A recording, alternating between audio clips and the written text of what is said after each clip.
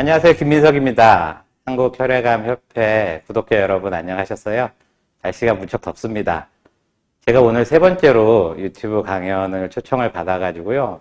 뭘 할까 고민을 하다가 재미와 의미, 나는 내향적일까? 라는 그런 제목으로 한번 준비해봤습니다. 제가 지난번 두 번째 강연을 하고 최근에 신분이 좀 바뀌었습니다. 20년 동안 원자력병원에서 의사로 일을 하다가 최근에 메딕바이오 NK라는 그 바이오 회사의 대표이사를 맡게 됐거든요. NK 면역 세포를 이용한 췌장암 환자 임상 시험을 진행 중에 있습니다. 1월 1일은 신정인데요. 혹시 1월 2일이 무슨 날인지 아세요? 예전에는 3일까지 놀아서 공휴일이었는데 1월 2일은 세계 내향인의 날입니다. 뭐 이런 날이 있나? 뭐 하실 텐데요. 그런 날이 있습니다. 그래서 외향적이다, 내향적이다, 또는 뭐 내성적이다 이런 얘기 많이 들어보셨을 텐데요. 외향인들은 에너지가 밖으로 이렇게 나가시는 분들이고 내향인들은 안으로 모이는 분들입니다. 그래서 외향인들은 항상 좀 충전되어 있는 느낌이고 내향인들은 방전되는 느낌인데요. 우리가 만나는 사람들에는 외향인도 있고 내향인도 있거든요. 그래서 내가 내향인지 외향인지, 또 내가 만나는 사람이 외향인지 내향인지 이런 거를 좀 알고 있는 게 제가 살아보니까 행복하게 사는 길인 것 같아서요. 오늘은 이런 얘기 좀 드려보려고 합니다. 외향과 내향에 대해서 먼저 좀 알아볼 텐데요. 그 왼쪽에 있는 사진은 그 화면이 굉장히 많죠? 이거는 요즘에 코로나 때문에 방청객이 오지를 못하니까 이렇게 방청객들이 인터넷으로 참여를 해서 화면 하나하나마다 방청을 하고 계시는 모습이고요. 오른쪽에도 화면이 굉장히 많은데 저거는 교통정보센터에 있는 화면입니다. 그러니까 여러 군데에 있는 CCTV에서부터 정보를 받아가지고 저기 앉아서 근무하시는 분들이 그걸 파악을 하는 거죠. 그래서 모니터는 상당히 많다는 거는 비슷하지만 이게 상당히 다르잖아요. 그래서 왼쪽에 있는 게 외향적인 사람하고 비슷한 것 같습니다. 그러니까 들어오는 것보다는 훨씬 많은 거를 내보내서 여러 사람이 듣게 하는 그런 시스템이고, 내향은 굉장히 많은 정보를 모아가지고 가끔 이제 교통정보 한마디씩 얘기를 해주죠. 그래서 입력이 출력보다 많은 사람들은 내향이고, 반대로 입력은 적은데 출력이 많은 사람들은 외향이라고 볼 수 있겠습니다. 그래서 외향이신 분들은 말씀이 많습니다. 모임에 한 분만 외향인 분들이 있어도 아주 시끌시끌하죠. 그 대신 잘 듣지는 못하세요. 그러니까 경청의 능력이 좀 필요합니다.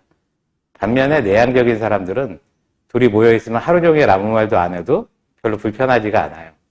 그 대신 남의 말은 상당히 잘 듣는 그런 편입니다. 결국 우리가 말하는 거를 출력이라고 보고 듣는 거를 입력이라고 하면 출력이 잘 되는 사람은 외향, 입력이 잘 되는 분들은 내향이라고 볼 수 있는 거죠.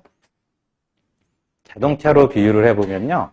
왼쪽은 이제 휘발유를 넣으면은 시속 200km도 달릴 수 있는 스포츠카입니다. 오른쪽에 있는 거는 자율주행 전기차거든요. 이게 이제 외향, 내향하고 비슷한 것 같아요.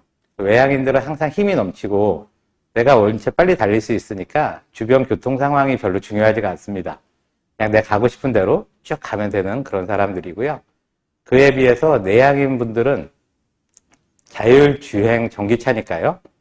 사방에 있는 교통정보를 다 수집을 해서 조심조심 가야 되는 거죠. 사고가 나면 안 되니까. 또 한 번 이렇게 달리고 나면 전기차기 때문에 오랫동안 충전을 해야 됩니다. 휘발유는 잠깐 넣으면 되지만 이 전기차는 뭐 하루 종일 충전해야 되잖아요. 그런 특징이 있습니다. 그리고 외향적인 사람이나 내향적인 사람이나 다 같이 충전을 해야 되는데요. 외향적인 사람들은 다른 사람들이랑 같이 있을 때 저절로 충전이 됩니다. 그러니까 자꾸 사람을 만날수록 힘이 나는 거죠. 반대로 내향적인 사람들은 사람이 많이 있으면 계속 방전이 되는 겁니다. 집에 와서 이렇게 혼자 있을 때 그제서야 이제 충전이 되거든요. 이런 특징이 있습니다. 그러니까 외향인들은 내향인들을 보면 쟤는 왜 갈수록 저렇게 힘이 없지? 이게 이해가 안 되는 겁니다. 본인은 다른 사람하고 있으면 바로 충전이 되니까요. 그렇지만 내향인들은 모임이 길어지면 점점 힘들어집니다. 집에 가서 이제 충전할 시간이 없으니까 그런 거죠. 이런 걸 좀 외향인들이 이해를 해 주셔야 되겠습니다. 그런데 이 사회는 외향성이 이제 기본입니다.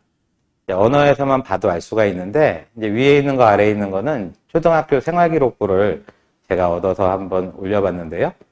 위에 있는 친구는 외향적인 친구인 것 같아요. 보시면은 밝고 명랑하고 뭐 사교적이다 또는 뭐 적극적이다 뭐 이런 말들. 기본적으로 이제 적극적이란 말이랑 소극적이란 말하고 비교를 해보면 뭔가 적극적인 게 훨씬 더 긍정적인 느낌이 들잖아요. 또 밝고 명랑하다 이런 것도 아주 좋은 표현이고, 사교적인 거와 비사교적인 것을 보면 사교적인 것이 훨씬 더 좋은 느낌이 오잖아요. 그래서 외향성이 더 좋은 느낌, 이런 걸 주는 사회에 우리가 살고 있습니다. 반대로 밑에 있는 내향적인 친구들의 생활기록부를 보면 교우관계가 좁다 또는 소극적이다, 대신에 착하고 말을 잘 듣는다 뭐 이런 식으로 되어 있습니다. 그래서 내가 외향인지 내향인지 잘 모르겠으면 초등학교 이 생활기록부에 행동 발달 상황에 선생님들이 어떻게 적으셨는지 보면 확실히 알 수가 있습니다. 그것뿐만 아니라 지금 교육과정 자체가 외향인들한테 훨씬 유리하게 되어 있습니다. 조선시대나 고려시대 때는 과거제도였잖아요. 과거제도는 내향인들에게 훨씬 유리합니다. 책을 많이 읽고 시 한 편 써서 내면 이제 그걸 가지고 급제다 아니다 이렇게 나누는 거니까 외향인들에게 상당히 어려운 태스크였는데, 지금은 외향인들에게 훨씬 유리합니다. 왜냐하면은 체험활동이라는 게 교과 과정에 들어있어요. 그래서 자율활동, 뭐 동아리활동, 봉사활동, 진로활동 이런 걸 얼마나 했는지 자기소개서에 이렇게 또 생활기록부에 써가지고 제출을 하면 그걸 보고 이제 대학 입학을 하기 때문에 외향인들에게 매우 유리한 교육 환경이라고 볼 수 있거든요. 또 수업도 예전같이 책 읽고 뭐 이렇게 쓰고 숙제 내고 이런 게 아니라 토론하고 발표 이런 걸 많이 시킵니다. 그래서 내향인들은 이 토론하고 발표를 하면 굉장히 스트레스를 많이 받거든요. 자기 차례가 언제 돌아오나 이런 것 때문에 굉장히 마음을 졸이고 또 적절할 때 이렇게 대답을 잘 못할 때가 많습니다. 또 체험활동 같은 거를 하게 되는데, 기본적으로 내향인들은 이렇게 가만히 앉아서 생각을 하는 걸 좋아하지 어디 가서 뭘 보는 걸 별로 안 좋아하거든요. 그러니까 체험활동도 힘들고 또 조별과제 같은 것도 어려워합니다. 그냥 혼자서 이렇게 깨작깨작 하는 거를 좋아하지 여러 사람이랑 협동해갖고 뭔가를 한다는 게 생각같이 어렵지가 않거든요. 생각같이 쉽지가 않거든요. 그래서 이런 토론이라든지 체험활동, 조별과제 이런 게 다 내향인들에게는 큰 스트레스로 작용을 하는 거죠.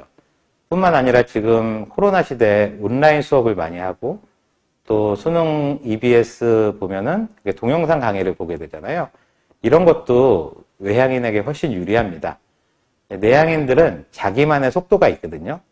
그런데 동영상 강의라는 거는 일방적인 속도로 진행이 되고 있잖아요. 그래서 이걸 중간에 따라가지를 못하면은 이거를 끝까지 잘 못 보고 자기 속도로 이렇게 가다 보면은 이해도가 훨씬 떨어집니다. 또 중간에 다른 생각으로 한번 빠지기 시작하면은 그 뒤에 있는 강의는 거의 못 보는 경우가 많거든요. 그래서 내향인들은 인터넷 강의나 뭐 이런 걸 보는 것보다는 자기 속도에 맞춰서 책을 보고 공부하는 게 훨씬 유리합니다. 또 이제 온라인 수업 모습을 한번 찍어 봤는데요. 온라인 수업 들을 때도 마찬가지입니다. 내향인들은 저 온라인 수업에서 비치는 어떤 장면에 한번 이렇게 꽂히면은 그 생각만 계속 하는 거거든요. 선생님 말을 듣는 게 아니라, 저 배경에 있는 저거는 뭘까? 뭐 이런 생각. 그런 생각이 한번 빠지면 딴 길로 가기가 쉽고요. 여기 이제 수업받는 태도들도 보면 알 수가 있죠. 굉장히 좋아하는 친구들도 있는데, 여기 이 친구는 지금 고개 푹 숙이고 있죠. 그러니까 내향인들은 카메라에 찍힌 자기 모습을 보는 게 굉장히 신경이 많이 쓰입니다. 그래가지고 아예 카메라에 얼굴이 잘 안 나오게 저렇게 하고 있거든요. 그러니까 이게 수업이 잘 될 수가 없겠죠. 또 그 모습에 이제 신경을 쓰느라고 제대로 수업을 못 들을 수도 있는 거고요. 사실 지금 여기 촬영하고 있는데 저 앞에 이제 제 모습이 보이고 있거든요. 저것도 제가 지금 많이 신경이 쓰이거든요. 이제 저는 내향인이라는 뜻입니다. 그래서 이제 여기서 팁을 한번 말씀드리면, 이제 자녀분들이 외향인지 내향인지 알았다. 그럼 이제 공부방을 꾸며줄 때 책상을 어떻게 배치해 주는 게 좋은지에 대한 팁이거든요. 보시면 이쪽은 책상 앞에 아무것도 없죠. 책꽂이가 오른쪽이나 뒤에 있는 그런 경우고요. 이건 책꽂이가 정면에 있는 그런 경우입니다. 어떻게 책상을 배치해야 되냐 하면은 내향인 경우에는 이 시야에 아무것도 안 두는 게 좋습니다. 책꽂이가 앞에 이렇게 있는 책상들이 많잖아요. 그러면은 내향인 친구들은 이제 수학 공부를 지금 막 하고 있습니다, 제가. 그러다 고개를 이렇게 들었는데 여기 영어책이 꽂혀 있잖아요. 그러면 이제 그때부터는 영어 공부에 대한 걱정을 하는 겁니다. 수학을 풀면서도 영어도 해야 되는데 또 이렇게 앞에 보니까 앞에 이렇게 뭐 수능 며칠 이런 게 붙어 있다. 그러면 또 그거를 보고 이제 수능이 얼마 남았구나. 이제 이 생각을 하는 겁니다. 그러니까 계속 앉아서 공부는 하고 있는 것 같지만 사실은 다른 생각을 많이 할 수 있는 거죠. 이게 내향인들의 특징이거든요. 그래서 뭐 하면 된다라든지 뭐 목표 같은 거 적어놓는 포스트잇이라든지 이런 거 아무것도 안 붙여놓는 게 내향인에게는 가장 좋은 책상 배치고요. 책꽂이도 뒤에 시야에서 전혀 떨어진 곳에다 두는 게 가장 좋고요. 외향은 뭐 상관이 없습니다. 책상이 막 지저분해도 상관이 없고 뭘 막 붙여놔도 상관이 없고 외향인 친구들은 뭘 하게 되면 한 번에 한 가지씩밖에 못 하거든요. 그렇기 때문에 공부를 하고 있다 그러면 주변에서 뭐 큰 뭐 천둥 번개가 치기 전에는 계속 공부를 하는 친구들이 외향입니다. 근데 그에 비해서 내향인 친구들은 분명히 그 아이가 방에 들어가서 공부를 하고 있으니까 부모가 밖에서 소곤소곤 얘기를 한다고 생각을 해보세요.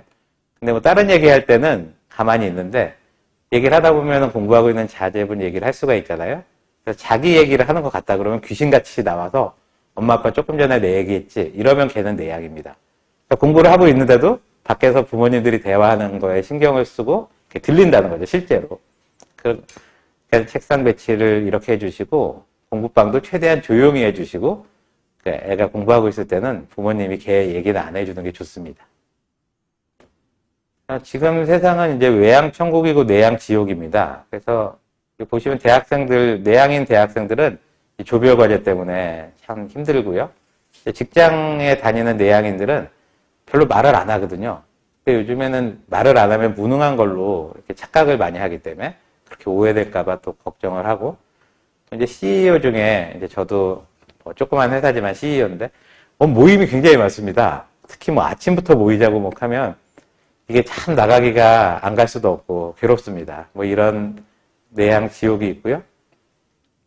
또 이제 외향인 그 사람 때문에 그 괴로운 그런 지옥도 있는데 이 윗사람들은 외향인이 많습니다. 뒤에 이제 나오겠지만 내향인보다 외향인이 훨씬 출세를 잘하거든요.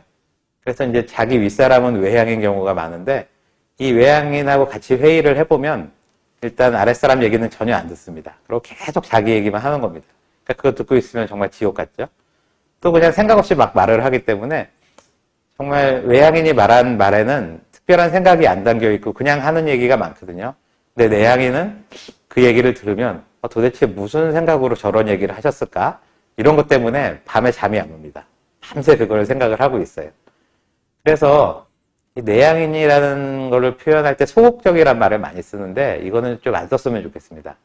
외향인은 바깥 세상에 대해서 적극적인 거고 내향인은 자기 내부에 대해서 적극적인 거지 절대 소극적인 건 아니거든요. 그러니까 내향인도 상당히 적극적으로 바쁜 사람입니다. 다만 자기 자신을 탐구하기 위해서 바쁜 거죠. 그래서 스티브 호킹이 전형적인 내향인인데 그분이 하신 말 중에 그 침묵하고 있는 내향인은 마음이 시끄럽다 이런 얘기를 했거든요. 그렇게 내향인도 그만큼 자기 내부에 대해서는 적극적이라는 거고요. 오늘 뭐 강의의 주제라고 할 수 있는데요. 이 외향인들이 좀 내향인을 이해해서 내향인의 고통을 좀 이해해 줬으면 좋겠다. 이게 오늘 강의의 핵심이라고 보시면 되겠습니다. 내향인들이 지옥 같은 삶을 살고 있기 때문에 내향적인 사람을 위한 책이 많습니다. 뭐 제목을 보면 월요일이 무섭지 않은 내향인의 기술. 사실 내성적인 사람입니다. 나는 내성적으로 살기로 했다. 좀 뜬금없죠. 이런 책도 사실은 2000년도 전에는 거의 없었어요. 그러니까 서양에서는 굉장히 내향인의 그 생활에 대한 책들이 많이 나오고 있었는데 우리나라에서는 이런 책이 이제 최근에야 좀 나오고 있거든요. 2010년 이후에. 그래서 내향인들이 자신의 고통을 이렇게 드러내는구나 해서 상당히 이제 반갑게 생각을 했습니다. 이런 책이 있다는 것만 봐도 내향인이 고통받는다는 증거거든요.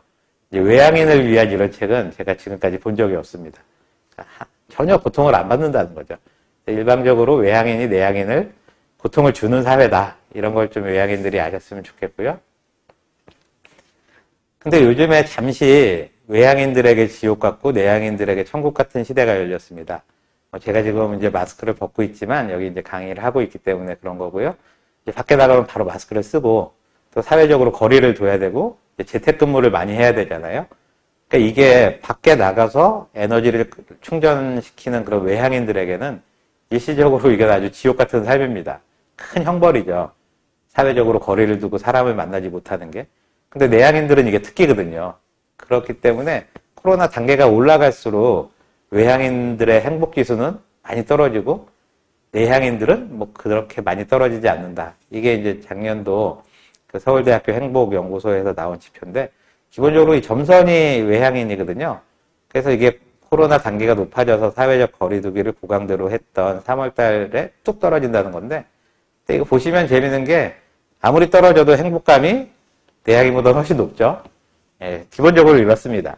외향인들은 뭐 자기의 처지와 관계없이 기본적으로 행복지수가 높은 사람들이고 내향인들은 이게 좀 낮은데 이제 높았다가 훅 떨어지니까 상당히 더 괴롭게 느낄 수가 있는 거죠. 그런 지금 잠시 그 내향 천국의 시대를 살고 있습니다. 그래서 이 사회가 외향인을 표준으로 삼고 있거든요. 그래서 외향인을 기본값으로 설정하고 또 모든 사람한테 좀 외향인인 척하기를 강요하는 사회, 이런 사회는 폭력적인 사회거든요. 그래서 내향인들이 어떤 사회생활을 하려면 이 외향성을 장착해서 사회성 버튼을 누르고 이제 살아가게 되는 거거든요. 저도 이제 오늘 오송에서부터 여기까지 와서 이렇게 또 강의까지 하려면 굉장히 지금 힘이 많이 드는 겁니다. 뭐 아주 쉽게 하는 것 같지만 제 자신으로서는 굉장히 힘을 많이 내고 있는 거기 때문에 이걸 마치고 이제 집에 가면은 엄청나게 긴 이제 충전 시간이 필요하거든요. 그래서 이런 충전 시간이 필요하다는 거를 보편적으로 외향인들도 이해를 해줬으면 좋겠다는 그런 마인드입니다. 여기 강의를 한다고 하면서 제가 알고 있는 대표적인 내향인 작가, 안명의 작가님한테 그림 몇 점을 좀 보여달라고 해서요. 이 그림의 제목이 내 마음의 우주를 열다입니다. 보기만 해도 기분이 좋아지는 그런 작품이고요. 우리 안명의 작가님 작품 보내주셔서 감사합니다. 그래서 도대체 이제 본론인데요. 이 내향인이 도대체 얼마나 있는 것인가. 우리가 이제 고통받고 있는데 소수인가 다수인가 한번 알아보겠습니다. 그래서 전 세계적으로 보면은 내향인이 57%, 외향인이 43% 정도 된다 그래요. 이게 나라마다 이제 좀 다른데요. 전반적으로는 내향인이 더 많다는 겁니다. 신기하죠? 또 한국은 보면은 내향이 한 64%, 뭐 조사한 거를 보면 어떤 거는 뭐 75%, 뭐 차이가 많이 납니다. 그렇지만 대체로 한 60% 이상은 내향인인 걸로 조사가 되고 있고 한국은 내향인이 많이 사는 나라 중에 하나예요. 그래서 MBTI 검사를 이렇게 해보면은 1, 2, 3, 4, 5위 이게 16가지가 있는데 그 중에 상위 1, 3, 4, 5위가 다 내향적인 그런 성격입니다. 근데 실제로 밖에 나가서 보다 보면은 내향인이라고 느껴지는 사람 많이 못 만나거든요. 아주 소심한 사람 가끔은 있지만 대부분 보기에는 그냥 다 외향인처럼 보이거든요. 저도 외향처럼 보이지 않으세요? 왜 그러냐면은 내향이 아주 심한 분들은 아예 집 밖으로 안 나옵니다. 집 안에서만 보통 지내세요. 또 가끔 밖에 나오더라도 어떤 모임은 안 가시고 그냥 자기 볼일만 보고 들어가기 때문에 내향인을 만나기가 어렵고요. 우리가 사회생활 하면서 만날 수 있는 사람은 딱 두 가지인데 하나는 외향인, 또 하나는 외향성을 이렇게 길러가지고 사회화된 그런 내향인입니다. 그러니까 실제로는 내향인이었는데 외향인처럼 보이는 사람이죠. 이런 거를 저는 이제 사교적인 내향인 또는 뭐 말이 많은 내향인 뭐 이렇게 표현을 하는데요. 저도 원래는 내향인인데 사교성을 기른 그런 내향인입니다. 그래서 내가 만난 사람이 원래 외향인인지 아니면 사교적인 내향인인지 이 두 가지를 구별할 수 있으면 상당히 살아가는데 편안합니다. 오늘 그 구별법을 좀 알려드릴 텐데요. 일단 상대방의 그 핸드폰을 볼 수 있으면 금방 알 수 있습니다. 핸드폰 갤러리를 열었는데 거기 푸사가 막 수백 장 있다. 이거 100% 외향인입니다. 제 사진 그 갤러리는 제가 셀카를 지금까지 뭐 찍은 게 제 평생 몇 번 안 되거든요. 그리고 뭐 어렸을 때 사진첩을 봐도 별로 혼자서 독사진을 찍은 것도 별로 없고 가족 사진 같은 걸 찍어도 표정이 별로 안 좋고 뭐 이런 자기가 피사체가 되는 거를 별로 좋아하지 않는 친구들은 내향입니다. 그래서 제가 아는 대표적인 내향인의 그런 카카오톡 그 대문 사진인데요. 이런 내향인들은 프로필 사진이 자기 얼굴인 경우가 별로 없어요. 대부분은 이렇게 꽂히거나 또는 뭐 하늘이나 구름, 뭐 산, 뭐 근데 이게 또 의미 없는 건 아니고요. 자기가 이제 찍은 것들입니다. 대부분. 그리고 이 배경 화면에도 이렇게 책 읽은 거 이런 게 올라와 있으면 아, 이 사람은 내향인이구나 알 수가 있습니다. 오늘 한번 카카오톡 친구들을 쭉 보면서 이제 프사를 보면 아, 이 친구가 외향인지 내향인지 어느 정도 짐작을 할 수가 있고요. 거의 이제 결정적인 뭐 제가 생각하는 구별법은 뭐 이런 겁니다. 일단 칭찬을 해보는 겁니다. 칭찬을 했을 때 마냥 좋아하시는 분들은 외향인입니다. 이런 말도 있잖아요. 칭찬은 고래도 춤추게 한다. 이게 외향적인 고래를 춤추게 하는 겁니다. 그래서 내 자녀가 그 외향적인 것 같다 그러면 좀 잘 못했더라도 뭘 하면은 칭찬을 계속 해주십시오. 그럼 계속 좋아하면서 더 잘해요. 그래서 칭찬을 해주면 해줄수록 잘하는 친구들은 외향입니다. 그런데 이쪽에 있는 친구는 지금 칭찬을 해줬는데 아, 고맙습니다는 하지만 뭔가 칭찬하는 사람을 의심하고 있습니다. 저 사람이 왜 나를 저 사람이 왜 나를 칭찬하지? 이렇게 의심을 하면 얘는 내향입니다. 그러니까 내향인 친구들은 자기에 대한 기준이 있거든요. 내가 보기에 아주 잘했다고 싶으면 그때 칭찬을 해주면 좋아하지만 내가 보기에는 그렇게 잘하지는 않았어요. 그런데 칭찬을 해주면 그거에 대해서 의심하는 겁니다. 칭찬하는 사람을. 그러니까 왜 이거를 칭찬을 하나 이러면서. 근데 외향적인 사람들은 보통 그런 기준이 없어요. 칭찬을 해주면 내가 잘한 줄 알고 더 잘하려고 노력을 합니다. 그러니까 자녀가 내향인 경우에는 칭찬을 할 때도 좀 조심을 해야 됩니다. 그래서 이유를 충분히 설명을 해주고 이런 게 참 잘했다 이렇게 얘기를 해주거나 또는 너가 이렇게 한 거를 보니까 내가 참 마음이 기쁘다든지 이렇게 그 칭찬해주는 사람의 마음을 표현해주면 내향적인 애들은 훨씬 그걸 좋아합니다. 무조건 잘했다 이거보다는요. 그래서 우리 도장이 자체가 참 잘했어요 도장이잖아요. 어렸을 때. 이거 자체도 외향인들한테 유리한 교육 환경인 거죠. 왜 잘했는지 없잖아요. 그냥 참 잘했어요. 도장만 많이 받으면 좋다고 생각하는 친구들이 외향. 도장을 받았지만 왜 도장을 받았을까? 의심하면 내향입니다. 이거는 제가 봤을 때 거의 100% 아무리 사교적인 내향인도 칭찬 한번 해주면 알 수 있기 때문에 의심되는 사람한테 한번 써보시면 좋을 것 같아요. 이 눈빛을 보면 알 수 있습니다. 그래서 내 성격을 먼저 알아야겠죠? 그러고 상대방의 성격을 알면 살기가 편안합니다. 그러니까 제가 내향이라 그랬잖아요. 근데 제가 그걸 잘 몰랐어요. 제가 외향인 줄 알고 살았거든요. 근데 내향인 줄 알고 나니까 뭐가 좋냐면은 외향인 사람들을 만날 때 좀 조심하게 됩니다. 그러니까 저에게 그동안 많은 아픔을 준 사람들은 대부분 외향이 많거든요. 그래서 외향인 사람을 만날 때는 좀 조심을 하게 되고 내향인 친구들을 만날 때는 좀 이렇게 뭐랄까요? 더 다가가려고 제가 노력하고 이런 거를 전략을 세울 수 있기 때문에 상당히 편하다는 거죠. 성격을 일단 제대로 알아야 되는데 사실 이게 예전에는 어디 가서 성격 검사 이런 거는 학교 다닐 때나 적성 검사할 때 해봤지 나이 들어서 성격 검사 한다 그러면은 뭐 심리 테스트 뭐 이런 거나 좀 했었는데 이게 요즘에는 대부분 다 알고 계실 것 같습니다. 그 MBTI 검사라는 게 굉장히 유행이었죠. 학문적으로는 이제 빅5라 그래서 오션인데 이 MBTI나 빅5나 가장 중요한 핵심은 외향인지 내향인지를 아는 겁니다. 뭐 앞에서 쭉 말씀드렸으니까 이제 자기가 내향인지 외향인지 감을 잡으셨을 텐데 하여튼 MBTI는 16가지 종류로 사람을 두부 자르듯이 자르는 거고요. 이 빅5라는 거는 뭐 내향, 외향을 포함해서 뭐 사교성이라든지 정직성이라든지 또는 뭐 신경증 뭐 이런 것들을 이렇게 좀 스펙트럼으로 나누는 그런 지표라서 빅5가 심리학 논문엔 더 많이 쓰이고요. 일반인들은 이제 MBTI를 많이 하죠. 이게 이제 유퀴즈라는 제가 즐겨보는 프로그램인데 예전에는 예능 프로그램이었는데 요즘에 자꾸 교양 프로그램으로 가는 것 같아서 좀 그렇긴 하지만 여기 진행자 2명이거든요. 유재석 씨하고 조세호 씨인데 해보시면 조세호 씨는 ENFP 이 중에 E 앞에 E가 이게 외향이란 겁니다.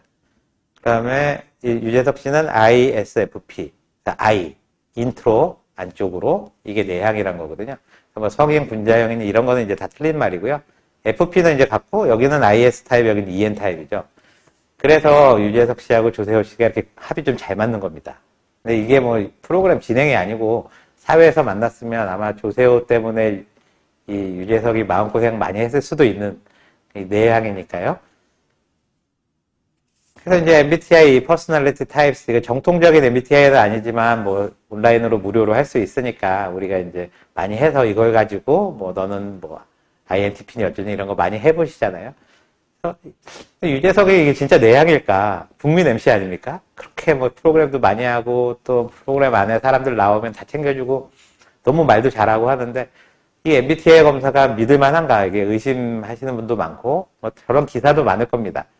그래서 MBTI 검사를 해보니까 어느 날은 내향 나오고 어느 날은 외향 나오고 뭐 ENTP였다 INTP였다 왔다 갔다 한다. 그럼 난 도대체 내향이냐 외향이냐 뭐 이런 분들도 많이 볼 수 있는데 그래서 믿을 수 없다 뭐 이러는데 사실 MBTI 검사라는 건 상당히 오래된 검사고 저 온라인에서 무료로 하는 이거 말고 실제로 90문제 정도 푸는 정식 MBTI를 해보면 상당히 믿을 만한 검사라고 볼 수 있습니다. 논문도 많이 나오고 있고요.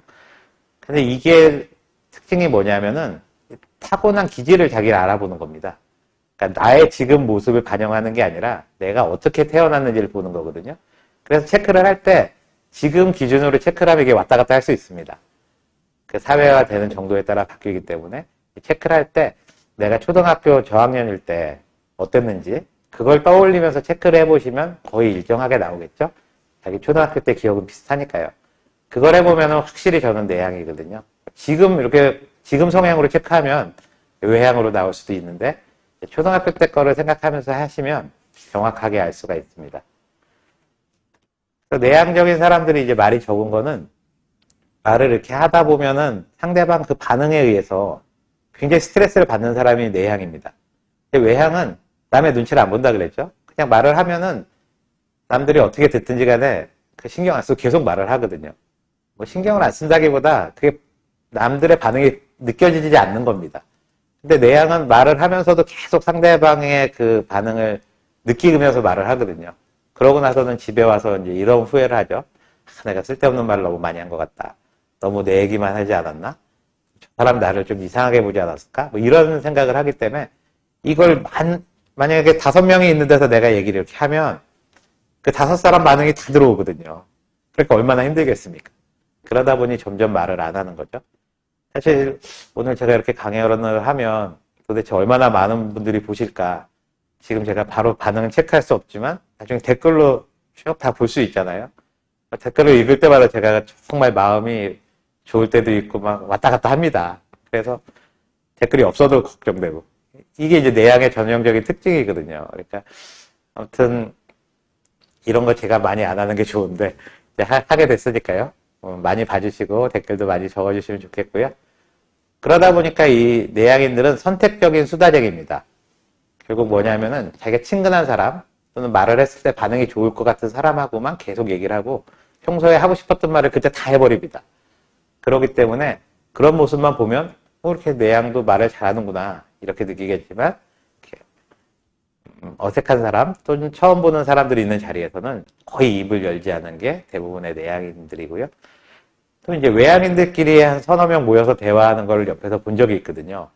그럼 도대체 이 대화가 제 느낌에는 맥락이 안 맞습니다. 엄청 말씀들은 많이 하는데 각자 자기 얘기를 하고 연결되는 뭔가 티키타카라 그래야 되나?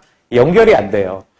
결국은 이게 대화를 가장한 독백을 하는 경우가 많아서 어떤 한 가지로 의견이 모아진다거나 이런 거는 어렵습니다. 저 같은 경우는 INFP인데요. 뭐 뒤에 NFP는 오늘 주제가 아니니까 I입니다. 그래서 아까도 말씀드렸지만 초등학교 때는 무척 소극적이었는데 중학교 때 반장을 하면서 이게 적극적으로 되더라고요. 그러니까 차력 경례 이거를 처음에 되게 못했거든요. 그랬다가 이제 선생님한테 많이 핀잔도 받고 그러면서 매일매일 이제 차력 경례 하다 보니까 이제 이렇게 대중 앞에 나와서 강의도 하고 이런 사람이 됐습니다. 그렇지만 이제 저의 내향적 기질은 변하지 않는다는 거죠. 제가 이제 태어나기를 이렇게 전기차로 태어났기 때문에 한번 달리면 오랫동안 충전을 해줘야 되는 사람이라는 겁니다.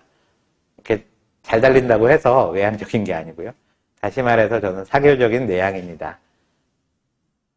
그래서 외향하고 내향의 특징을 한번 표로 정리했습니다. 제가 이런 표 같은 거 별로 안 좋아하지만, 그래서 하나하나 만들려면 좀 너무 긴 것 같아서 표로 했는데요.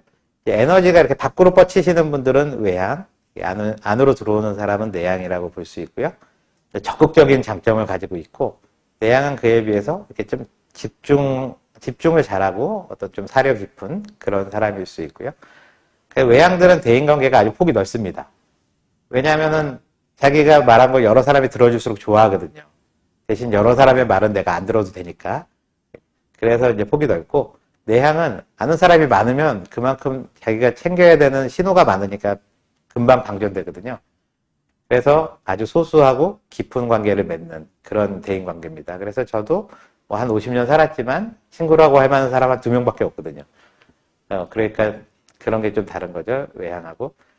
그리고 이제 표현도 외향은 주로 말을 합니다. 근데 내향은 글을 써요. 왜냐하면은 말은 한번 하고 나면은 다시 고칠 수가 없잖아요. 그럼 후회를 많이 하거든요. 근데 글은 썼다가 또 지우고 또 쓰고 자기가 마음에 들 때까지 쓸 수 있으니까 내향인 사람들은 말보단 글로 표현하는 걸 훨씬 좋아하고요. 에너지 충전은 아까도 말씀드렸지만 사람 만날 때 외향들은 충전이 되고 내향은 혼자 있을 때 충전이 된다. 그리고 뭐 대화도 외향인 사람은 사람들 많을수록 대화할 때 더 신이 나고요. 내향은 1대1을 제일 좋아합니다. 한 사람. 둘만 돼도 이제 힘들다는 거죠. 또 성향이 외향은 아주 정열적이고 활동적이고 뭐 익스트림 스포츠 이런 걸 좋아하고 내향은 뭐 조용하고 신중하다. 그 다음에 이게 이제 중요한데요. 외향인 사람은 뭐 이해가 안 돼도 일단 해봅니다. 그러니까 경험 먼저 해보고 그러고 나서 이해하는 겁니다. 아 이렇게 하니까 안 되는구나. 뭐 요리 같은 걸 해봐도 금방 알아요. 막 일단 먼저 만듭니다. 그러고 나서 나중에 레시피를 봐요. 맛이 없으면 아 이게 이러면 안 되는구나. 근데 내향인 분들은 먼저 이해가 다 돼야 합니다. 그러니까 뭐 요리 레시피도 한 수십 개를 봐요. 그런데 그 중에서 제일 마음에 드는 걸로 한번 이렇게 만들어 보는 거죠. 이제 말도 보면은 외향인 분들은 아주 짧고 좀 세게 얘기하는 경향이 있거든요. 근데 내향인 사람들은 마음을 잘 표현을 안 합니다. 복잡하고 애매한 그런 말들을 많이 하는 거. 이쪽은 외향은 휘발유차고 내향은 전기차다. 이걸 이해하시면 되겠고요.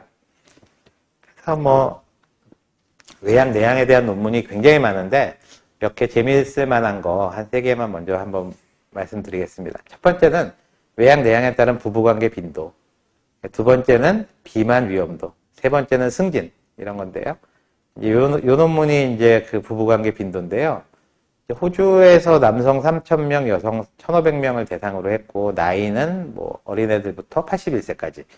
예, 그렇게 했는데, 전체 4,500명 중에서 한 27% 정도는 부부관계가 없다고 합니다. 나이와 관계없이. 그러니까 호주도 그러니까 부부관계가 없는 그런 사람들이 꽤 많이 있는 것 같고요. 여기 보시면 내향인 남성, 여성은 평균 한 달에 3번 정도 부부관계를 하는데, 외향인 남성과 여성은 보시면 2배 정도 많죠. 그러니까 이제 지금 뭐 부부인 분들이나 또는 뭐 여자친구를 사귀고 있거나 남자친구를 사귀고 있는 경우에 이 친구가 외향인지 내향인지를 알고 내가 외향인지 내향인지 이런 걸 알고 있는 게 좀 도움이 되지 않을까 해서 올렸고요. 두 번째는 이제 체형입니다. 이거 첫 번째 연구는 한 6년 전에 대구에서 고등학생 534명 MBTI를 하고 이제 비만도 측정해 보니까 외향적인 친구들이 더 뚱뚱하다는 겁니다. 내향에 비해서. 내향이 좀 말랐고요. 이거는 일본 연구인데 성인 3만 명 대신 나이는 조금 이제 중년 이상이죠. 이렇게 해보니까 역시 외향이 더 뚱뚱한 사람이 많고 외향인 남성은 비만 위험이 73%, 내향에 비해서 여성은 53% 높다는 겁니다. 아무래도 밖에 나가서 뭐를 이렇게 많이 사람들 만나다 보면 이것저것 많이 먹고 뭐 그래서 그럴 수도 있고 내향, 외향이 워낙 유전자적으로 체질이 달라서 그럴 수도 있거든요. 그거를 이제 얘기하는 것 중에 하나가 우리 사상체질이라는 거 있지 않습니까? 이제 거기 뭐 태음인이나 뭐 그 태양인, 소양인, 소음인 이런 거 한의학에서 들어보셨을 텐데 그거하고 MBTI 관계를 또 엮은 게 많이 논문이 있거든요. 거기 보면 좀 퉁퉁한 태음인들이 또 이렇게 우리나라에 좀 많이 있는 편인데 그 태음인의 성격이란 게 있잖아요. 그런 성격하고 이런 체형하고 뭐 이런 것들이 원래 좀 유전적으로도 연관이 있지 않을까 하는 그런 느낌이 듭니다. 네, 마지막으로 승진인데요. 이거는 UK니까 영국이죠. 영국에서 이제 70만 명을 대상으로 연구한 건데, 이제 70만 명 중에 47%가 내향이었다고 합니다. 그러니까 영국은 보면 외향이 더 많죠. 그래서 서양 쪽에 보면은 외향이 이제 더 많은 나라들이 제법 있습니다. 이게 이제 승진이거든요. 여기서 빨간색이 내향, 이제 조금 주황색이 외향인데요. 아니, 내향이고, 빨간색, 다시요. 여기서 빨간색이 내향이고, 이 주황색이 외향인데요. 이게 이제 승진입니다. 제일 높은 쪽. 그리고 그 다음, 그 다음. 여기 이제 일반인들인데, 보시면은 올라갈수록 외향인의 비율이 높죠. 그러니까 자기보다 상사는 외향인의 가능성이 점점 많아지는 겁니다. 그래서 이 내향인 리더들이 있는 조직이 뭐 굉장히 발달할 수 있다. 뭐 이런 책들도 나오고 그래요. 그만큼 이제 내향인 친구들이 승진이 잘 안 되는 겁니다. 이게 상당히 공정하다고 느끼는 영국도 그렇거든요. 우리나라는 아직 이 자료가 없어서 잘 모르겠는데 아무튼 이 외향인이 더 승진하기가 좋은 그런 사회라는 거 볼 수가 있고요. 그래서 이제 의학적 또는 뭐 뇌과학적으로 좀 궁금한 것들을 몇 가지 알려드리려고 합니다. 첫 번째는 외향, 내향 이 성격이라는 게 태어날 때부터 가지고 있는 유전인가 아니면은 태어난 후에 환경이나 교육에 의해서 바뀌는 그런 것인가 이거에 대한 궁금증이 생길 수 있거든요. 그래서 이런 거 이제 어떤 게 유전인지 또는 환경 요인인지 이거를 알기 위해 알아볼 때 자주 쓰이는 연구 방법이 쌍둥이 연구입니다. 유전자가 아주 똑같은 사람이 있거든요. 그게 일란성 쌍둥이입니다. 근데 유전자는 다르지만 환경이 아주 엄마 뱃속에서부터 똑같은 애들이 있어요. 그게 이란성 쌍둥이입니다. 수정되는 날도 같고 뱃속에서 사는 것부터 쭉 같고 한 집에서 살면 완전히 환경이 똑같이 키울 수 있는 거죠. 이게 이제 이란성 쌍둥이고 유전자가 똑같은 일란성 쌍둥이를 서로 다른 환경에서 키우게 되면 이제 유전은 같고 환경은 다르니까 서로 다른 곳에서 자란 일란성 쌍둥이가 되게 비슷하다. 얼굴은 거의 비슷하잖아요. 뭐 일란성 쌍둥이 한 명은 한국에서 키우고 한 명은 미국으로 계속 키운다고 해도 한 20년 후에 만나도 얼굴은 똑같잖아요. 그럼 이거는 얼굴은 유전이구나 이렇게 알 수 있는 거죠. 이렇게 가서 보니까 한 사람은 말랐고 한 사람은 뚱뚱하다. 그럼 비만은 유전하고 환경하고 보면 환경적인 요인도 있구나. 뭐 이런 것도 알 수 있는 거죠. 그래서 이 성격을 이제 보는 겁니다. 한국에서 키운 쌍둥이하고 외국에서 키우는 쌍둥이하고 둘 다 보니까 내향이다.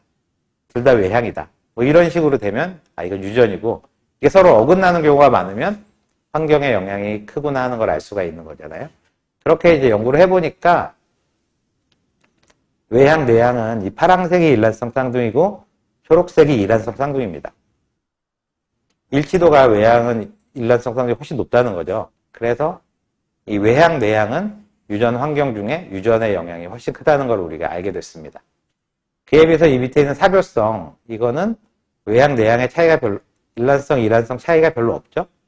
그래서 이거는 환경에 의해서 우리가 바뀌는 거구나. 이런 걸 이제 알 수가 있게 된 거죠. 과학적으로 해보니까 외향, 내향은 타고난 것, 유전자의 영향이 훨씬 크다는 거고요. 사교성은 환경과 교육의 영향이 훨씬 크다는 것을 알게 됩니다. 근데 이거는 빅5에서는 이 사교성과 외향, 내향을 나눠놨는데 MBTI에서는 이 외향, 내향하고 사교성이 이렇게 좀 혼합된 질문들이 많거든요. 그러다 보니까 이제 교육에 의해서 좀 외향성을 기를 수 있다. 이렇게 해석이 될 수가 있는데 그렇지 않습니다. 외향, 내향은 타고난 거고 아무리 교육과 환경이 바뀐다고 해서 내향적인 하드웨어를 가지고 태어난 사람이 외향적인 하드웨어로 바뀔 수는 없어요. 자기가 외향성을 배워서 외향인처럼 행동할 수 있을 뿐입니다. 그리고 대부분의 외향, 내향의 테스트가 어떤 설문지잖아요. 자기가 이렇게 뭐라 그러죠? 자술해서 쓰는 설문지 형식으로 성격 테스트가 돼 있는데 우리 보통 의학 검사들은 자기가 이렇게 쓰는 거는 건강검진할 때 쓰는 그런 거는 자기가 쓰지만 대부분은 가서 이렇게 피 검사하고 뭐 사진 찍고 이러면은 알려주잖아요. 그런 것처럼 외향, 내향을 뭐 사진 찍거나 피검사에서 알 수는 없을까? 그런 것도 이제 연구를 많이 한 거죠. 해보니까 알 수 있더라는 겁니다. 그러니까 이거는 이제 페트 사진을 찍은 건데 외향, 내향이 이제 그 페트 사진에서 서로 다르게 보인다는 거죠. 또는 뭐 신경 전달 물질도 재보면 다르고 또 수면제 같은 걸 넣고 반응을 보면 그게 또 다르다. 이런 것들이 이제 많이 밝혀져서 이 내향, 외향을 꼭 이렇게 설문지만 가지고 알 수 있는 건 아니다. 좀 더 객관적으로 알 수 있다는 거죠. 하나씩 알아보면 일단 뇌 구조가 다르다는 겁니다. 이게 이제 외향인의 뇌고 이게 내향인의 뇌인데요. 이게 진하게 나오는 데가 발달된 부위거든요. 그래서 외향인의 경우에는 어떤 보상 기전에 관한 게 상당히 그 발달이 되어 있습니다. 보상 기전이라는 건 뭐냐면은 뭐 강아지로 치면은 앉아 이렇게 했을 때 딱 앉으면은 그때 이렇게 간식 하나 주면은 강아지 이렇게 먹잖아요. 일어나 그러면 또 일어나고 또 뭐 손 그러면 또 손 이렇게 내밀고 보상 기전이 상당히 발달되어 있는 게 강아지입니다. 고양이한테 아마 그거 훈련 한번 시켜보십시오. 잘 되나? 아마 웬만한 고양이는 제가 뭐 하려고 저러나 그러면서 멀뚱멀뚱 볼 겁니다. 이런 보상 기전에 민감한 게 이제 외향적인데 사람도 이제 그렇다는 거죠. 외향적인 사람은 보상 기전에 굉장히 민감하다. 그래서 이제 칭찬을 해주면은 엄청 좋아하는 이유가 그것 때문입니다. 뭘 했는데 일단 잘했다. 용돈을 주든지 뭐 말로 칭찬을 해주면 이쪽에 발달해 있기 때문에 뭐 엄청난 행복감을 느끼는 거죠. 그에 비해서 내향적인 사람들은 요 전두엽 피질이 두껍고 이게 좌뇌, 우뇌를 연결하는 그 뇌교라고 하는 곳인데 이쪽이 잘 발달되어 있습니다. 이 정보를 취합해서 왔다 갔다 하면서 계속 생각을 해내야 되기 때문에 이런 쪽이 두껍고요. 그래서 이런 추상적인 생각 이런 걸 잘하고 어떤 걸 결정을 하려고 그러다 보면은 잘 안 되는 겁니다. 그래서 결정장애는 대부분 내향이라고 보시면 돼요. 그러니까 생각할 게 너무 많으니까 결정이 안 되는 거거든요.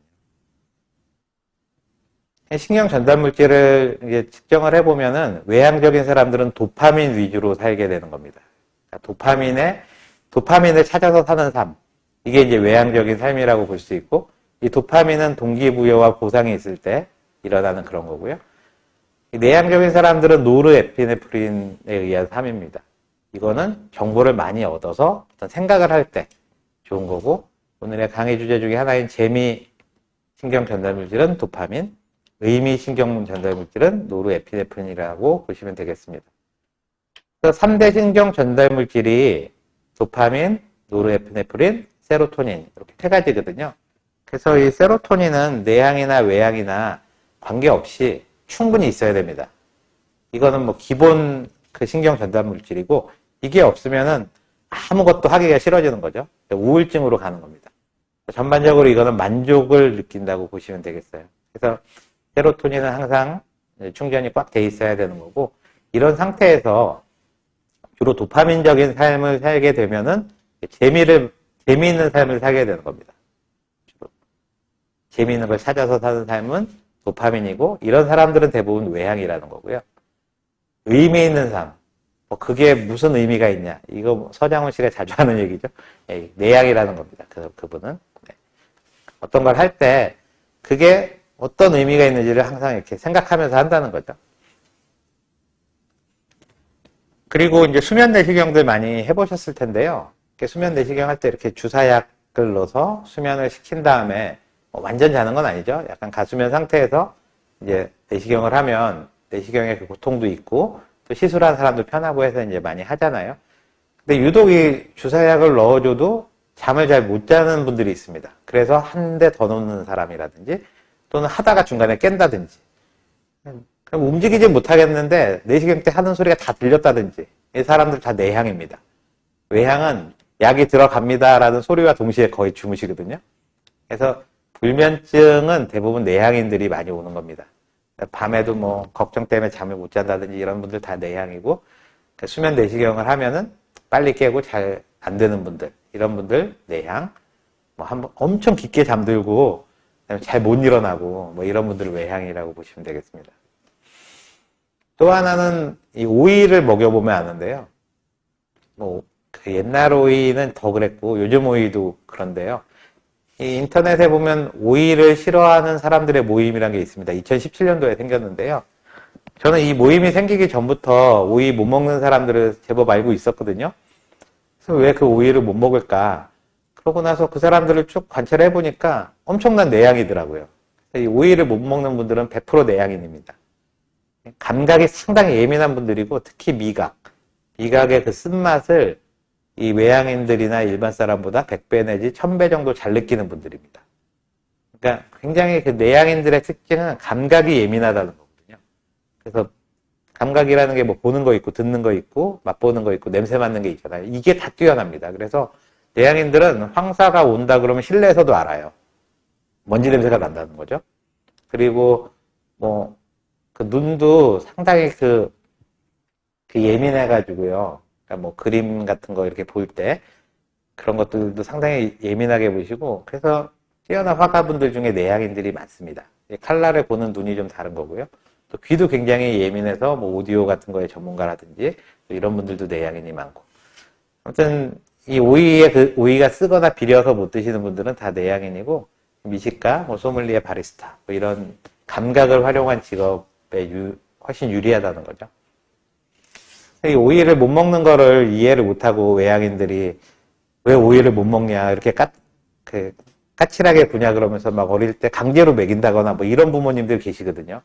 진짜 무식해서 그러는 겁니다. 예, 그 오이가 어떤 사람에게 시원하고 맛있는 음식이지만 어떤 사람한테는 막 너무너무 싫은 그런 거일 수 있으니까 그 오이 못 먹는다는 걸 이해하시고 그것뿐 아니라 뭐 내향인들의 고통은 참 많이 있습니다. 이거 말고도. 그러니까 그런 걸 좀 이해를 하셔야 된다. 내가 괜찮다고 상대방이 괜찮은 게 아니다. 그걸 꼭 생각하셨으면 좋겠고요. 또 이제 짜장면을 먹고 나면 이렇게 물이 흥건하게 생기는 분들이 있거든요. 이것도 다 내향인입니다. 그러니까 어떤 그 음식이 들어왔을 때 그 반응에서 침이 반응으로 많이 나오는 분들이거든요. 또는 레몬을 생각하면 이제 침이 입안에서 저절로 고이는 분들이 있죠. 이런 것도 다 내향인입니다. 자극에 대한 반응이 훨씬 강하다. 그러니까 민감하다고 보시면 되겠죠. 민감하다. 그래서 내향인들 보면은 이런 일반 짜장은 잘 안 시킵니다. 또 이렇게 국물이 많이 생기는 거 보이면 또 상대방이 어떻게 생각할까 싶어서 일부러 뭐 짜장면 먹고 싶은데도 남이랑 같이 있을 땐 짬뽕을 먹거나 뭐 아니면 뭐 간짜장을 먹거나 뭐 이런 분들 있을 수 있거든요. 그런 분한테 이 집은 간짜장보다 그냥 짜장이 맛있어 뭐 이렇게 권하는 것도 폭력이 될 수 있어요. 이게 국물 생기는 거 싫어서 안 드시는 분들이 있을 수 있거든요. 그런 것도 좀 이해해 주시면 좋겠고요. 그다음에 요것도 그렇죠. 도서관에서 공부하는 거하고 이제 카페에서 공부하는 건데 카페에서 공부하는 게 더 잘 된다. 이제 카공족이라고 한때 이렇게 얘기를 했는데요. 그래서 보통 공부하면 이제 도서관에서 해야 되는 건데 카페에서 더 잘 되는 친구들은 뭐냐면은 이건 외향입니다. 그러니까 이 친구들은 카페에 가면 이제 다른 이렇게 사람들이 있잖아요. 자기는 공부하는데 다른 사람이 옆에 있다. 그 사람들이 뭐 이렇게 떠들어도 공부할 때는 그게 안 들리는 겁니다. 오히려 그런 소리가 들리면 집중이 더 잘 돼요. 이런 걸 백색 소음이라고 하죠. 근데 내향인들은 카페에 가면은 일단 저 사람들이 내 공부하는 걸 본다? 이게 이제 너무 신경이 쓰이고 실제로 그 사람들이 하는 얘기가 다 들려요. 그래서 어느 집 부부가 싸웠는지 이런 거 다 알게 되는 겁니다. 이게 공부를 하면서도 들려요. 듣기 싫어도. 그러니까 내향인은 무조건 조용한 데서 공부를 해야지 이 카페에서 공부를 하면 안 되는 거죠. 그래서 남자친구는 그 외향인데 여자친구는 내향이다. 그러면 공부할 때는 각자 도서관과 카페 이렇게 나눠서 하는 게 좋습니다. 괜히 남자친구 따라서 카페에 가면 그냥 공부가 잘 안 되니까 손해볼 수가 있으니까요. 그런 걸 서로 이해하는 게 좋겠어요. 그 남자친구 입장에서 카페 가니까 좋잖아. 공부도 잘 되고. 이렇다고 무조건 데려가면 안 된다는 거죠. 상대방의 성향을 맞춰서 그렇게 해줘야 된다. 기억하시고요. 이게 이제 2020년도에 나온 신문 기사인데요. Listening to music while studying is fine. 해놓고 unless you are an introvert 이렇게 돼 있죠. 이 인트로버트가 내향입니다. 그러니까 번역을 해보면 공부할 때 음악 듣는 거 괜찮다. 단 네가 내향인이 아니라면. 무슨 말입니까? 외향인은 들어도 된다. 그러니까 음악 그게 얼마 전에 이제 TV에서 봤는데 공부할 때 음악 듣는 거 괜찮아요. 그랬더니 교육 전문가가 나와서 잠깐 이렇게 듣고 공부에 흥미를 느낀 데는 일단 끄고 공부를 해라. 이렇게 답을 하시더라고요. 근데 이게 외향, 내향을 생각 안 하고 하시는 거죠. 외향, 내향에게 다 맞는 답은 그겁니다. 안 듣는 거. 처음에 좀 듣다가 안 듣는 거. 그렇지만 외향인이라면 계속 들어도 상관없습니다. 어차피 공부할 때는 그 소리가 안 들려요. 그렇기 때문에 더 집중이 잘 되기 때문에 공부할 때 음악 듣는 게 외향인에게는 오히려 도움이 될 수 있어요. 그렇지만 내향인은 그걸 따라하면 안 됩니다. 공부를 할 때 이게 음악을 들으면 온갖 생각을 하게 될 수 있는 겁니다. 그러니까 내향인은 동시에 여러 개를 할 수 있는 멀티플레이어거든요. 그렇기 때문에 이 공부할 때는 멀티가 독약인 거죠. 한 가지만 할 수 있는 게 공부한테는 좋은 거거든요. 그래서 잘 기억하셔서 이제 애가 계속 공부를 하는데 뭘 음악을 듣고 있다. 그러면 엄마가 야, 너 공부하는 거야, 음악 듣는 거야 이러면서 이렇게 뺏지 말라는 거죠. 아이가 외향이면 그냥 두셔도 괜찮습니다. 오히려 공부가 잘 될 수도 있어요. 그러니까 그거를 꼭 이해를 하시고요. 그래서 성격 중에 이 외향이면서 약간 그 신경증이 있으면 이걸 타입 A라고 하는데 이건 심장병이 잘 걸립니다. 내향이면서 약간 신경증이 있으면 암과 공황장애가 잘 생기거든요. 그래서 이게 이제 혈액암 협회이기 때문에 기본 구독자분들 중에는 아마 내향인이 좀 많으실 것 같아요. 그래서 저도 이제 저도 암환우분들 이렇게 질문 받고 답장 보내고 하는 게 이제 한 15년 훨씬 더 된 것 같은데 그 보면은 다 내향인이라는 걸 알 수가 있습니다. 내향인들이 많으세요, 확실히. 그래서 이 내향인들이 계속 이렇게 지내다 보면은 이게 암이 많이 생길 수 있기 때문에 힘들더라도 좀 이런 사교성을 좀 기르려고 노력을 하는 게 건강에도 좋을 것 같고요. 그래서 이제 마지막 주제인데요. 어떻게 살아야 될 것인가에 대한 이제 저의 생각입니다. 재미있는 일도 하고 의미 있는 일도 하고 하면 좋을 것 같은데요. 제가 이제 제일 좋아하는 말 중에 하나가 학이 시습이라는 말인데요. 논어 1장에 나오는 공자님 말씀이죠. 그래서 배우고 때때로 익힌다 이렇게 배웠습니다. 근데 거기서 이제 학습이란 말이 나온 거죠. 그래서 이게 학은 수업 시간에 열심히 듣고 습은 복습이니까 가끔 복습해라 가끔 이런 뜻으로 제가 쭉 알고 있었는데 하버드 대학생들이 배우는 논어 교과서를 읽어보니까 이렇게 번역이 되어 있는 겁니다. To study and at due times practice. at due times라는 게 시기에 맞춰서 적절한 때 하기 시습의 시라는 게 적절한 때에 하라는 거라는 걸 알게 됐습니다. 그래서 아 그런 거구나. 그 이제 역시 잘 모를 때는 영어로 번역도 좋구나 이런 생각을 했고요. 근데 그걸 쭉 더 읽어보면 하기 시습을 하면은 불역 여로와 배우고 거기에 딱 맞춰서 실천을 하면은 기쁘지 않냐. 네, 유붕자원 방래하면은 불역 낙호와 이거는 친구가 있는데 멀리서 찾아오면은 즐겁지 않냐. 이런 게 이제 논어 1장이거든요. 그래서 여기 보니까 기쁘다라는 말이 있고 즐겁다라는 말이 있잖아요. 이게 궁금한 겁니다. 기쁜 건 뭐고 즐거운 건 뭘까? 그래서 이제 찾아보니까 또 그 논문이 있더라고요. 기쁘다와 즐겁다의 차이에 대한 논문인데 우즈베키스탄에서 한국에 온 그 유학생이 석사 논문으로 쓴 거에 보면 이런 게 있더라고요. 그래서 시험에 합격해서 이거 이제 한국 사람들이 이걸 금방 알거든요. 너무 기쁘다. 잃어버린 책을 찾아서 매우 기쁘다. 그 다음에 이거는 즐거운 여행, 방학 소풍이죠. 즐거운 소풍. 나는 요즘 하루하루가 즐겁다.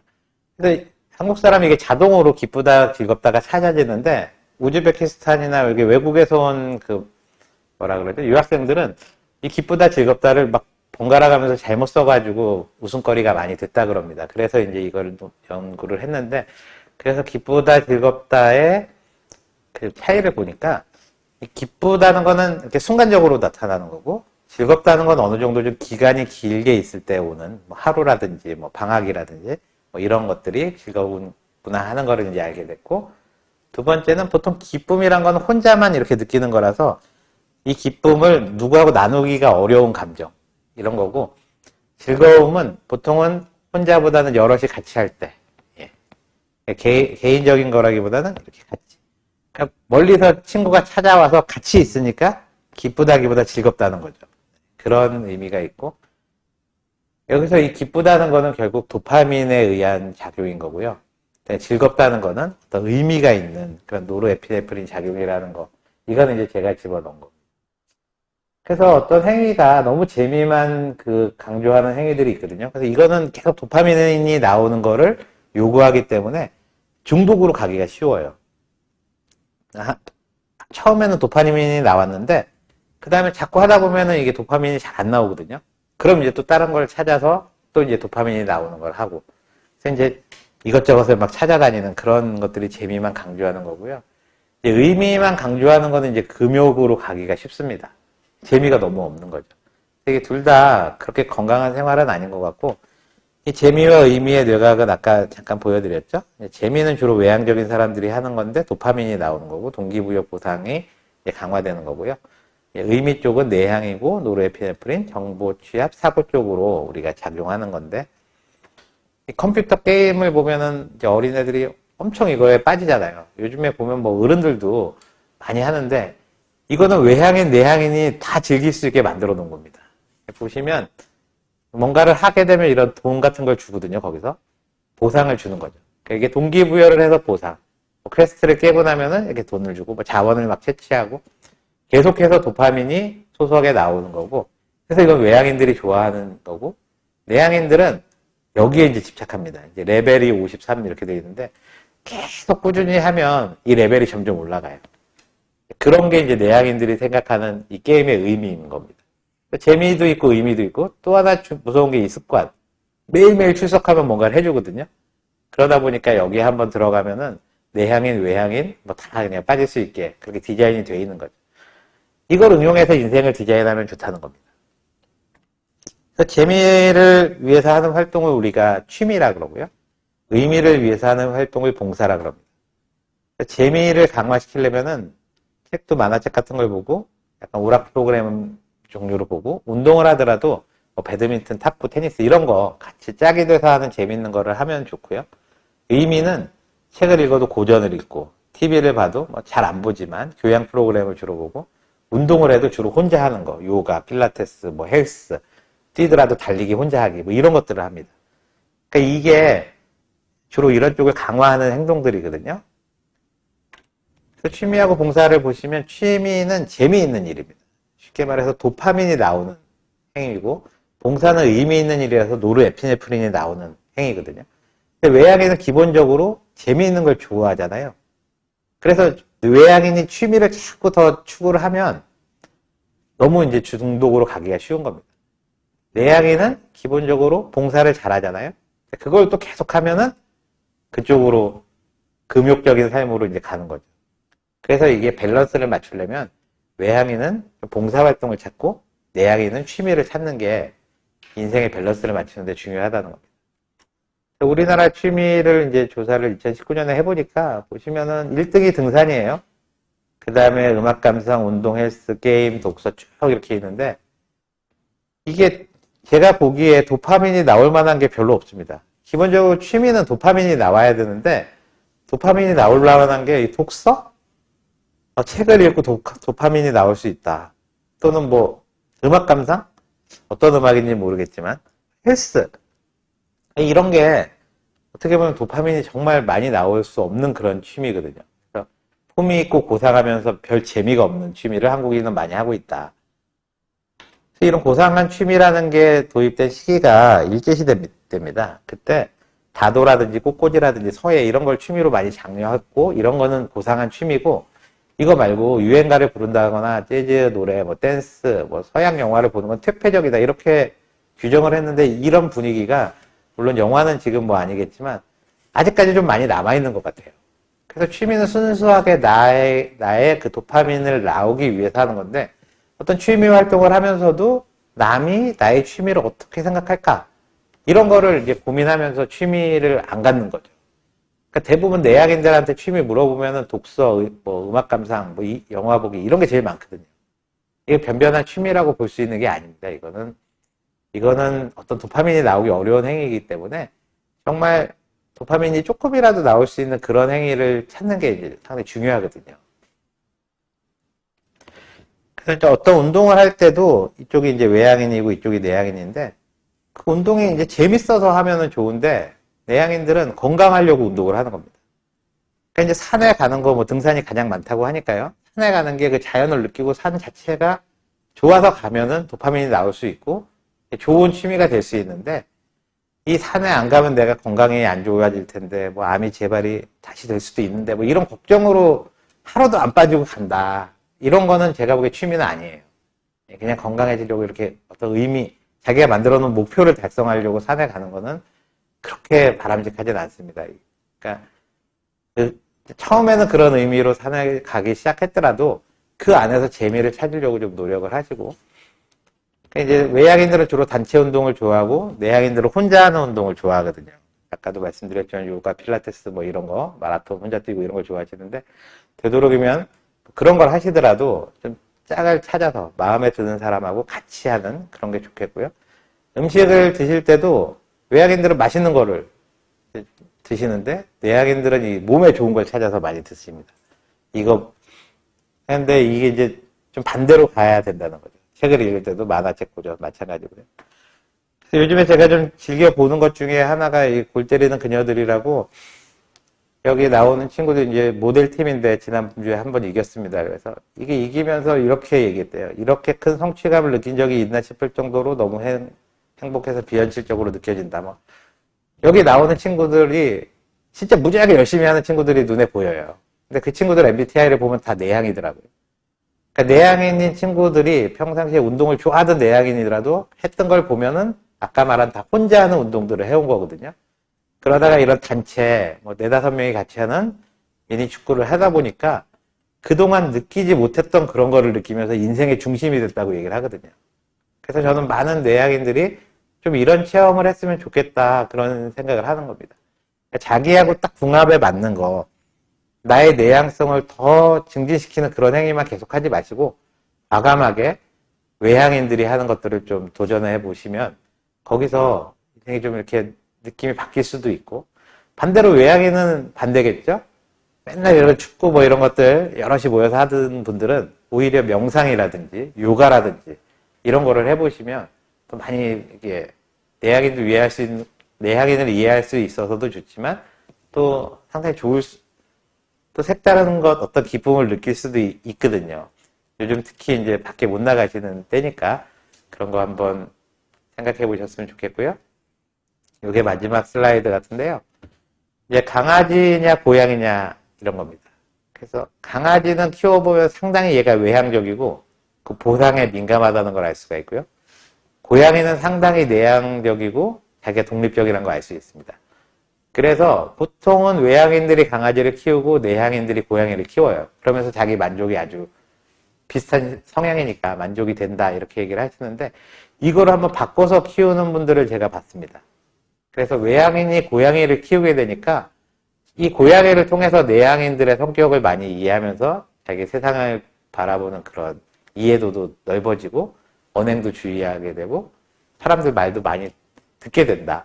경청도 하게 된다. 이런 트레이닝이 된다고 해요. 고양이를 키우는 것 자체가. 그래서 외향인들이 고양이를 키워보면 좋지 않을까. 또 내향인 같은 경우에는 강아지 키우는 게 상당히 부담스럽습니다.